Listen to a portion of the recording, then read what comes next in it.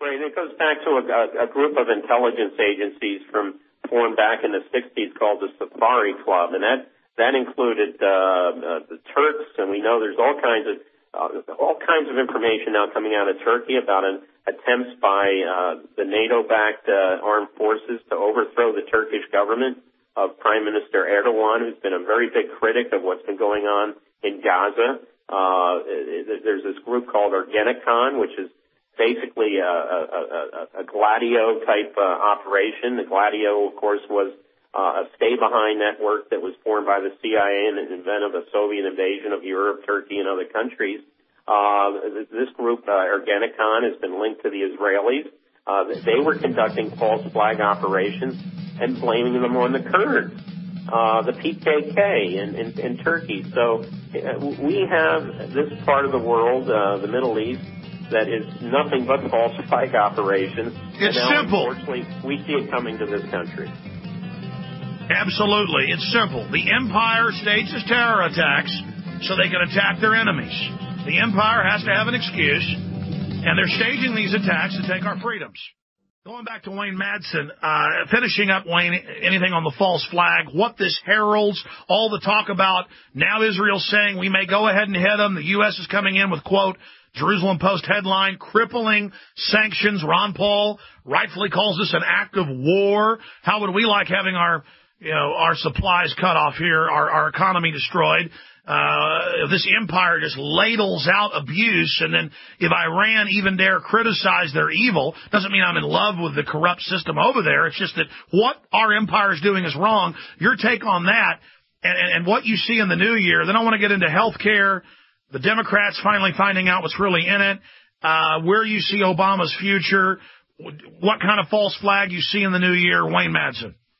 Well, the one thing that really amazes me is after 9/11, we were told, we need to have this revamp the intelligence community. Information's not being shared between the CIA and the FBI and the NSA and all these various three-letter alphabet soup agencies.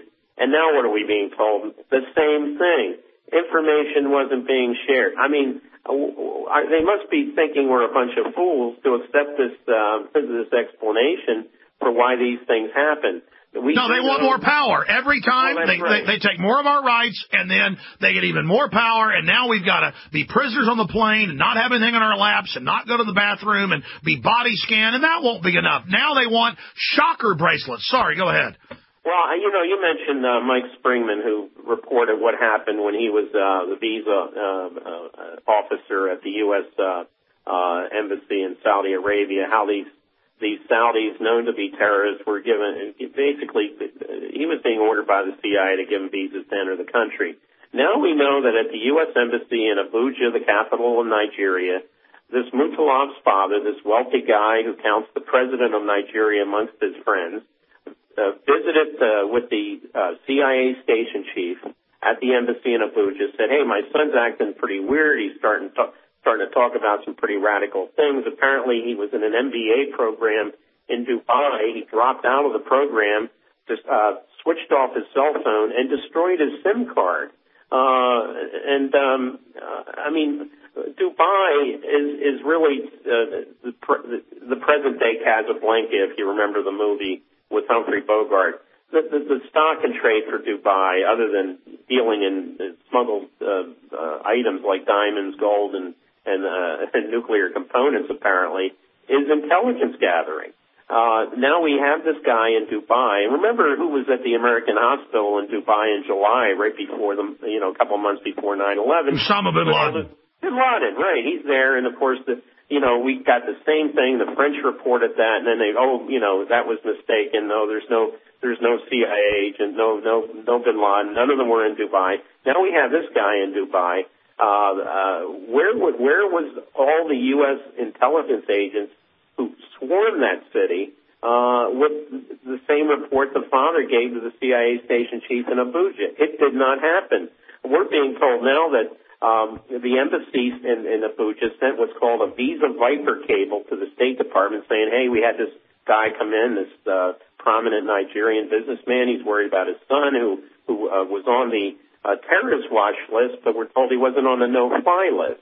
And now we're getting the same thing we heard about, prior to 9/11. The State Department wasn't the ones to make the call to put them on a no-fly list. That was the National Counterterrorism Center. And we're getting the same thing that we got a month and a half ago with the Fort Hood shooter, where for years he's talking about what he's going to do supposedly to Al-Qaeda, and it's the same cleric that runs everybody, and he's really emailing the CIA the whole time, and they stand down, and everybody sees other shooters and guns going off. I mean, it never ends. Right, and that guy was supposedly in Yemen, and now this Mutalab was supposedly in cahoots with the guy in Yemen. We supposedly killed the guy with a missile strike, and now they're saying, no, he never was killed. We had the Army Recruiting Center with the guy from Yemen blasting people in Arkansas. Exactly. I mean, this is just, as I say, this is a wilderness of mirrors.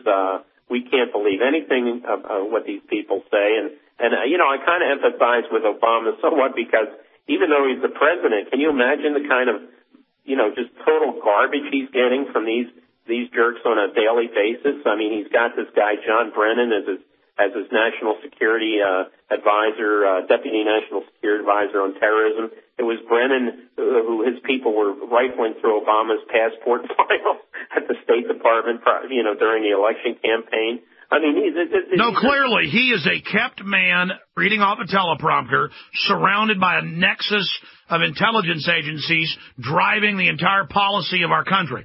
We are a captured nation. Absolutely, and as I've reported, I believe that Obama has his own past with the Central Intelligence Agency, especially when he was traveling on an Indonesian passport under the name Barry Soetoro to Pakistan. At the same time, his professor at Columbia, Zbigniew Brzezinski, was basically building up the anti-Soviet Mujahideen. That's right. He's got an absolute spook pedigree. Absolutely. You heard about military brats. I'm beginning to call this guy a Langley brat, because I think it's quite clear his mother was working for the agency under cover of Ford Foundation, and young Barack was working for them. They, of course, his mom and dad met at a Russian language class at the University of Hawaii in 1960. Remember, this is at the height of the Cold War. A Russian language class. Exactly. And then the father goes back to Kenya. He's actually brought over on a Kennedy Foundation grant, and this is at a time when the U.S. was actively recruiting people, because all these colonies were getting their independence in Africa, especially the English-speaking colonies. We and the British were recruiting people. They called them the Renaissance generation of African leaders. Barack Obama Sr. was one of these individuals. Many others went to Britain, where they were recruited into the MI6. Well, Wayne, in the time we've got left, I could talk to you for 10 hours. I know you got to go soon. In the time we've got left, what does this signal then for foreign policy? Clearly, just from a layman's perspective, we're seeing a whole new kickoff like we saw at the start of 9/11. I mean, this has all the makings that they're getting ready to go to a whole new level, and that more false flags, bigger false flags, are in the pipeline. Well, I think so. And then you mentioned how this is going to affect travel. They obviously now, Schiphol Airport has announced it's going to be mandatory for all U.S.-bound passengers to go through these millimeter wave detections. They can actually look under your clothing, and the image is basically of your naked body.